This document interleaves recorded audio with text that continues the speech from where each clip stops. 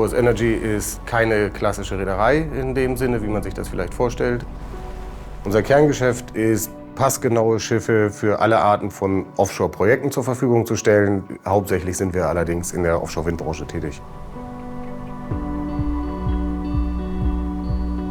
Wir stellen Schiffe zur Verkehrssicherung, wir machen Seebettvermessung, wir machen Sprengstoffvorerkundung und dann haben wir ganz viele Spezialprojekte, bei denen ein Kunde kommt und sagt, ich muss diese Arbeit auf See ausführen, habt ihr eine Idee, wie wir das machen können? Dann erstellen wir das Konzept zusammen mit dem Kunden, konstruieren die notwendigen Anpassungen am Schiff, setzen die um und führen das Projekt dann gemeinsam mit dem Kunden aus. Und das Besondere hier ist wirklich die Abwechslung, dass wir wirklich so unterschiedliche Sachen machen. Umweltmonitoring, wir setzen Tonnen aus. Wir sind jetzt gerade wieder gekommen von einer ROV-Inspektion, sprich mit so einem kleinen Tauchroboter haben wir die Windmühlen abgetaucht und haben so eine Art jährliche TÜV-Überprüfung gemacht. Und dann auch nicht nur einen Windpark, sondern man kann eigentlich sagen, dass wir alle Windparks in der Nord- und Ostsee betreuen.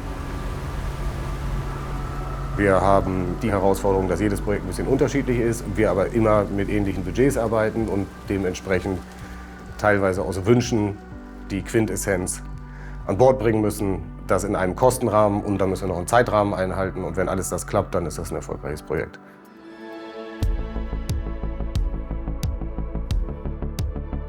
Wir wollen mit die Ersten sein, die emissionsfreie Schiffe betreiben.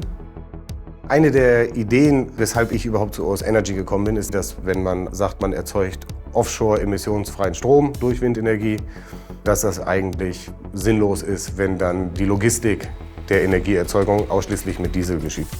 OS Energy kommt ja aus dem Umweltmonitoring. Das heißt, wir und unsere Kunden an Bord haben natürlich ein hohes Interesse daran, die angebotenen Leistungen so umweltfreundlich wie möglich anzubieten. Und man kann auch sagen, wer hier arbeitet, der gestaltet die Energiewende aktiv mit. Dadurch, dass jetzt immer mehr Offshore-Windparks gebaut werden in der Nord- und Ostsee, steigt natürlich auch der Bedarf. Wenn wir denken, dass ich vor 7 Jahren angefangen habe, hatten wir nur in Flensburg das Büro. Jetzt haben wir in Glückstadt ein Büro, in Esbjerg ein Büro und in Newcastle. Da sind allein jetzt 4 Büros statt 1. Wenn man so drauf guckt, ist das schon ein beeindruckendes Tempo.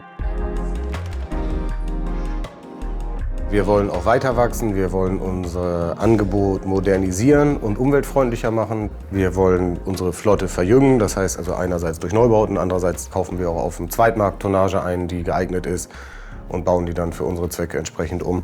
Das bedeutet, wir brauchen auch mehr Leute, die das machen, was wir heute machen. Dementsprechend wollen wir jetzt frühzeitig anfangen, die Ausbildungskapazität zu erhöhen.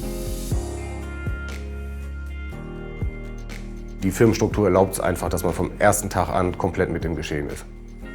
Heißt, man guckt sich am Anfang ein bisschen um und es wird vielleicht auch mal zu viel sein, aber dafür ist es so, dass sie nach dem 2. Lehrjahr wahrscheinlich auch in jeder Reederei in Deutschland anfangen könnten und man sie flexibel einsetzen kann, weil sie aus vielen Bereichen etwas mitgenommen haben und vor allem auch schon eigenverantwortlich gearbeitet haben.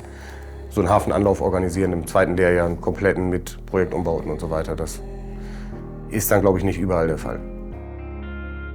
Die Ausbildungszeit war wirklich sehr vielfältig und auch aufgabenreich. Also man hat schon gemerkt, man ist ja in einem familiären System an die Aufgabe rangeführt worden.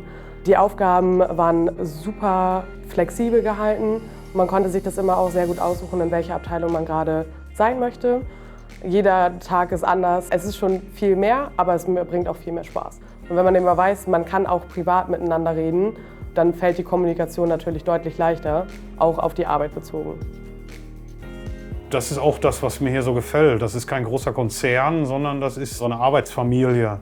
Also da sitzt nicht einer oben und diktiert alles runter, sondern dass wir quasi alle auf einer Augenhöhe sind, zusammen diskutieren, zusammen Probleme lösen und daraus gestärkt rausgehen.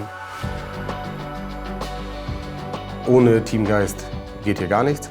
Also das muss man so sagen. Die Wege müssen kurz sein in der Kommunikation, die Ansprache muss einfach sein, so dass man keine Bedenken hat, seinen Kollegen über irgendwas zu informieren. Man muss sich aber auch im Klaren sein, dass wenn man bei OS Energy arbeitet, dass man von Anfang an, wie es in kleinen Unternehmen ist, sofort in der Verantwortung steht. Wenn man Lust daran hat auf Veränderung, Weiterentwicklung, dann ist man hier genau richtig. Wenn man 30 Jahre lang einen Hafenanlauf im gleichen Hafen planen möchte, dann muss man woanders hingehen.